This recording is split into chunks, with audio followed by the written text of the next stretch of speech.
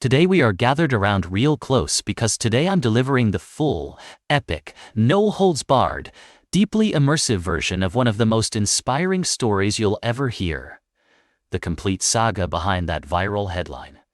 Neighbors mocked his ice walls, but then they saw how 20-degree F warmer his cabin was. This is the story of Elias Thompson, a quiet, determined homesteader who turned ridicule into respect, freezing hell into cozy heaven, and proved once and for all that when everyone laughs at your crazy idea, that's often the exact moment you should double down and keep building. This speech is massive, paced for passionate delivery with pauses, emphasis, and energy to fill a long-format video. But every word is here to motivate you, to fire you up, to remind you that your own unconventional dream might just be the thing that changes everything. Let's go all the way back to the beginning, to really feel where this man came from. Elias Thompson was born in 1878 on a small dairy farm outside a tiny town in Wisconsin. Winters, they were no joke. Temperatures regularly dropped to -20, -30, with wind whipping across open fields like a scythe. From the time he was 5 years old, Elias was up before dawn, milking cows in a barn so cold his fingers stuck to the metal pails, chopping and stacking firewood just to keep the family stove alive through the night. His father, a stern but fair carpenter, taught him early how to swing an axe true, how to read the grain in a log, how to notch wood so tight that not even prairie wind could find a way through. By age 12, Elias could fell a tree cleaner than most grown men. By 15, he was working summers in the big pine camps of northern Minnesota, living in rough bunkhouses, eating beans and bacon, learning from old Norwegian and Swedish loggers who told stories of even colder lands far north. Those years shaped him. He grew tall and broad-shouldered, with hands like oak roots, steady blue eyes that missed nothing, and a quiet way about him. He didn't talk much, but when he did, people listened. He wasn't chasing glory or money. He was chasing freedom. The idea of owning land, answering to no one, living by your own hands, that burned in him bright. In 1898 at 20 he caught gold fever and headed to the Klondike. But how? He didn't strike it rich. No glittering nuggets for Elias. But he learned things worth more than gold. He mushed dogs across frozen rivers, built emergency snow shelters during whiteouts, watched Yukon First Nations hunters use ice and snow in ways that made white men's methods look clumsy. He saw how an igloo, built right, could stay warm with just body heat and a small seal oil lamp. He learned that still air is one of nature's greatest insulators, that wind is the real killer in the cold. Those lessons stuck deep, even if he didn't know it yet. Back in the States by 1902, he worked railroads, shipyards, carpentry, in booming Seattle. That's where, in 1907, he met Anna Larson. 25 years old, daughter of Norwegian immigrants, a school teacher with soft brown curls, hazel eyes that sparkled when she laughed, and a spirit as tough as any man's. They bonded over shared dreams, land of their own, a simple life close to nature, children raised free. They married in spring 1908, saved every penny, sold nearly everything, and in summer 1909, booked passage north on a steamship to Alaska, the last great frontier where 160 acres could be yours if you proved it up. The journey was brutal. Weeks on a rolling ship, everyone seasick, then rattling trains, swarms of mosquitoes on river boats, and finally a grueling dog-sled trek with a hired guide deep into the Tanana Valley. They arrived under the midnight sun, days that never fully darkened, perfect for non-stop work. They staked their claim on land that felt sent from heaven.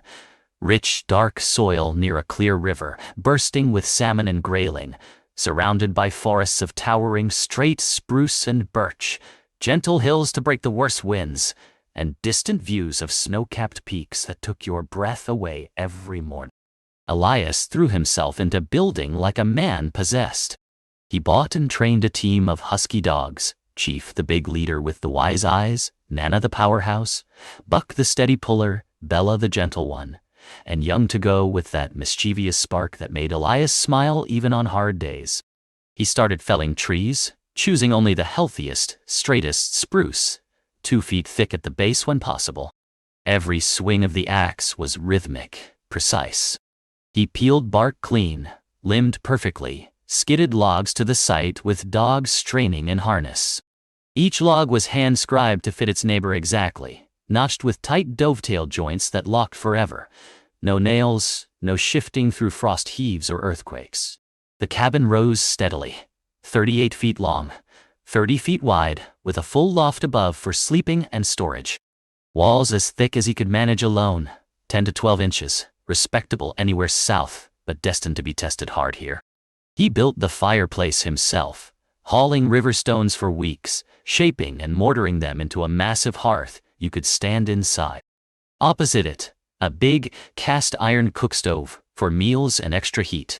Windows were small but double-paned, expensive luxury shipped from Seattle. The roof was steeply pitched to shed heavy snow loads, covered in 3 layers of hand-split cedar shakes, with wide overhangs to protect walls from driving rain. Anna worked beside him every day, clearing brush for a garden, planting potatoes deep against frost, gathering wild berries by the bucket, smoking salmon, preserving food in root cellars dug into the hillside. In spring 1910, their son Tommy was born in a temporary lean-to beside the half-finished cabin, his first cries echoing through the spruce as Elias nailed the final roof shakes overhead. By fall 1910, the cabin stood complete. Solid, beautiful, smoke rising straight and proud from the chimney. They moved in full of hope, certain they had built a home that would shelter generations. The first couple winters were hard but survivable. Temperatures dropped to -30, -40 at times, but with a constant fire of dry birch and spruce, the inside stayed in the 40s or low 50s.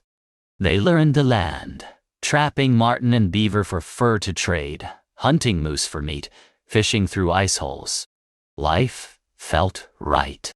Then came the winter of 1912, 1913. A savage beast that changed everything.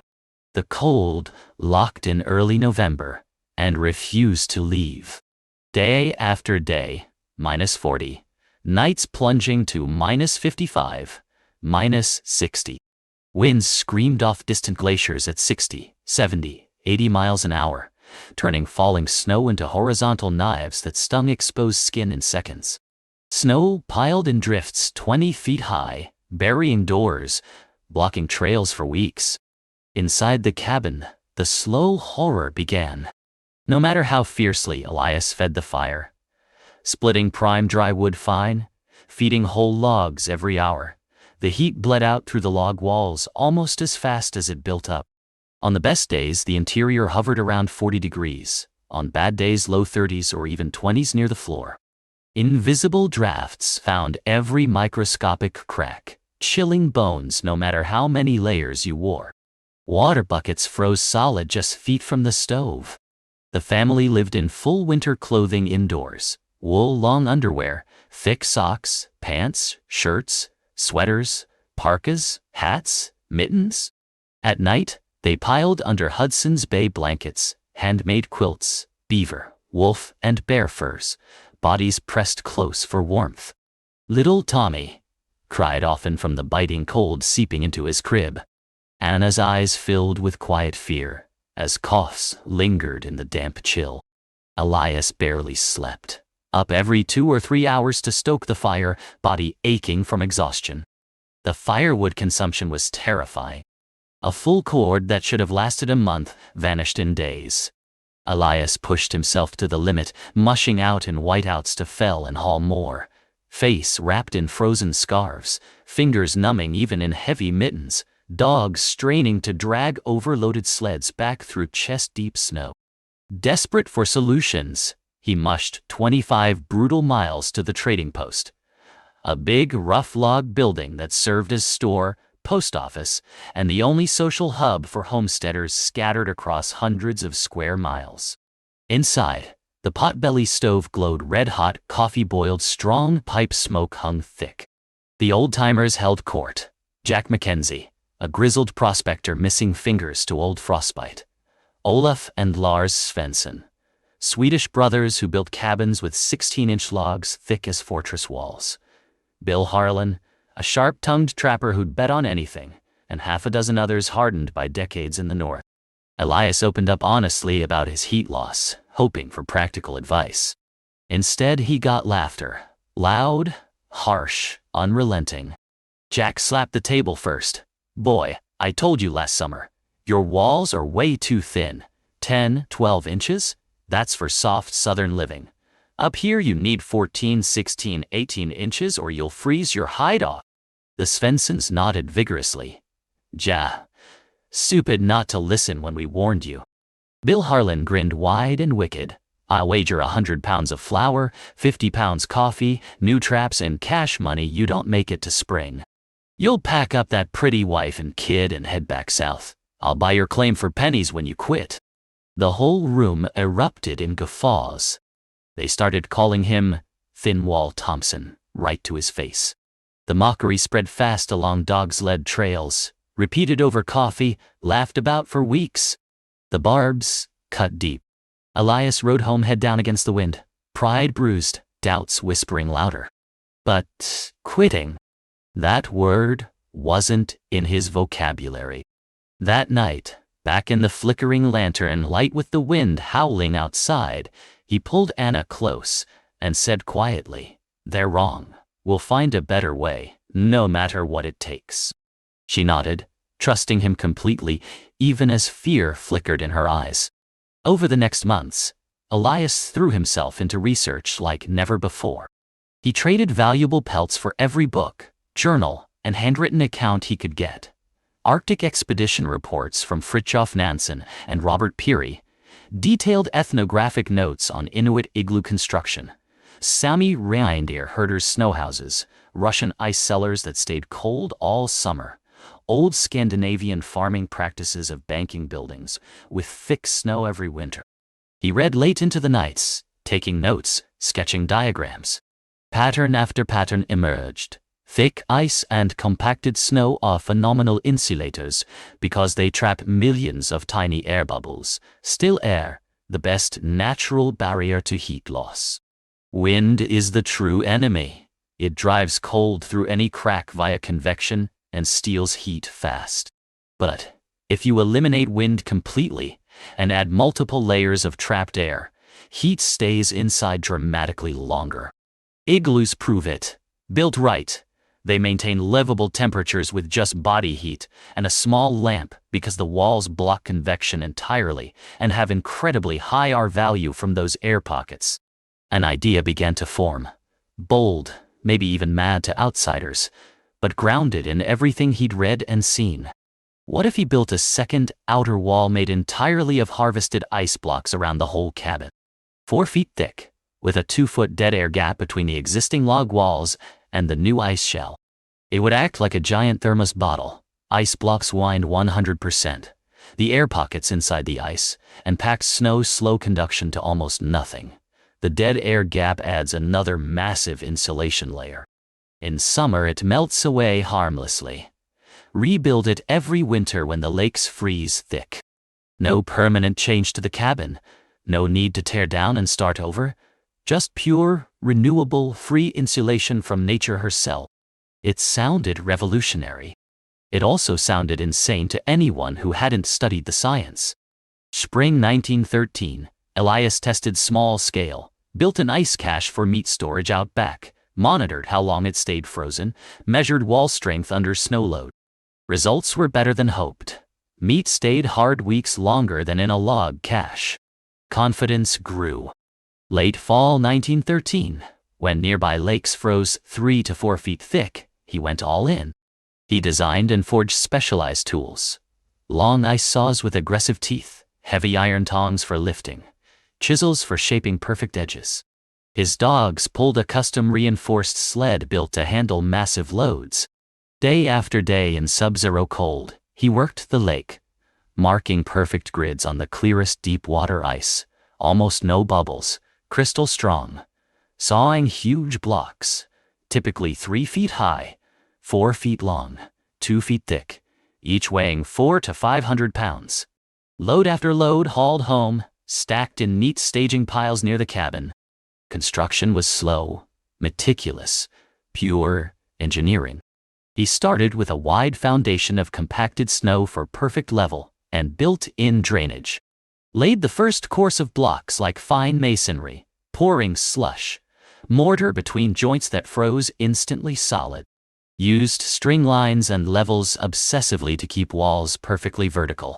Temporary wooden spacers maintained the exact 2-foot air gap all around, these removed later. Built-in running bond pattern for maximum strength, rounded corners to reduce stress points. Extended the roof eaves even wider for rain protection. Added vent holes near the top for any condensation to escape.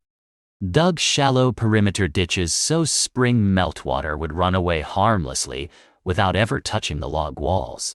Packed extra snow at the base for sealing and extra insulation. The finished structure was nothing short of breathtaking. A gleaming, translucent ice shell completely encasing the original log cabin, 4 feet thick all around, rising seamlessly to the roofline. Sunlight refracted through it into soft rainbows. Moonlight and northern lights made it glow ethereal blue. It looked like a frozen crystal fortress straight out of a dream. And the neighbors? They absolutely lost their minds laughing. Sleds slowed down just to stare and shout mockery. Jack Mackenzie yelled as he passed. "Thompson's building himself a fancy ice tomb. Gonna live in a palace that melts?" The Svensson brothers rode over specially to jeer. "You crazy American fool. Whole thing will collapse under snow load or melt into a river come June. Your cabin will float away like a boat." Bill Harlan spread wild stories at the trading post. Thin walls finally cracked. Cabin fever got him. I'm putting money down his claims, mine cheap by breakup. Groups gathered on the trail to point, laugh, shake heads. Some who once respected Elias now whispered he'd lost his senses. Even Anna, though she supported him fully, confessed quiet worries at night. "Elias, everyone thinks you've gone mad. What if something goes wrong?" He pulled her close, voice calm and certain. "It won't. I've tested every detail, calculated every risk. This winter will be warm. I promise you that." He kept refining. Added reinforced foundation pads so rebuilding would align perfectly year after year. Extra snow packing for sealing. Better drainage slopes. Then came the ultimate proving ground. The historic winter of 1917 and 1918. One of the most brutal ever recorded in interior Alaska. A massive polar vortex locked in for months. Temperatures averaged -45, plummeted to a recorded -62 one night. Blizzards raged for weeks straight, piling snow 25, 30 feet deep in drifts. Winds gusted to 90 miles an hour. All travel stopped. Cabins became frozen islands of isolation. In every neighboring home, suffering reigned supreme. Roaring fires burned through entire seasons' wood supplies by midwinter, yet interiors hovered in the 30s or low 40s at best, often colder near floors and walls. Families wore full Arctic gear indoors: parkas, boots, hats, scarves, mittens. Frost formed thick on inner walls. The constant damp chill bred coughs that turned into fevers, weakness, even threats of pneumonia. Children grew pale and quiet. Some pipes burst if any existed. Desperate families burned furniture, green wood, anything flammable. Morale collapsed. Quiet, hopeless talk of abandoning homesteads and heading south spread like the cold itself. But step inside the Thompson cabin and you entered a completely different universe. A warm, cozy, almost miraculous haven. With only a moderate fire, barely half the wood they'd burned before. The prize thermometer Elias had traded valuable furs for held rock steady between 65 and 72 degrees all winter long. Even during the worst -62 blizzard, it never dropped below 63. That's 25, 30, sometimes 35 degrees warmer than any other cabin in the entire valley. Measured and remeasured, undeniable fact. There were absolutely no drafts. The massive ice walls stood utterly impervious to the fiercest gales. The millions of tiny air bubbles trapped in the ice and packed snow seams, combined with the 2-foot dead air gap, slowed heat loss to a trickle. The huge thermal mass kept temperature stable day and night, no wild swings. The family lived in light clothing indoors, shirt sleeves, socks, comfortable and free. Anna baked fresh bread, pies, cakes, cookies almost daily, the rich aromas filling warm air like a constant hug. Tommy toddled and played happily on the floor in just a light sweater, laughing freely without bundling. Evenings were spent reading adventure books aloud by lantern light, singing old songs, planning spring gardens and future additions to the homestead, telling family stories that made the hours fly. They slept deeply and peacefully under light blankets, waking rested and strong. Elias only chopped wood on calmer days, rested more, trapped better lines, stayed healthier and more energetic than ever before. His dogs were plump and playful on kitchen scraps, coats glossy. The contrast was staggering, almost unbelievable. While the entire valley suffered and shivered, the Thompsons thrived in comfort. Total isolation lasted months, but eventually a rare brief calm allowed limited travel. The first visitor arrived midwinter, Bill Harlan himself, looking gaunt and hollow-eyed, his own family sick and miserable in a 38-degree cabin. He knocked weakly, stepped inside, and froze in the doorway. Warmth enveloped him like an embrace from an old friend. His eyes went wide as saucers. He pulled off his parka without thinking, stood there in shirt sleeves, mouth open.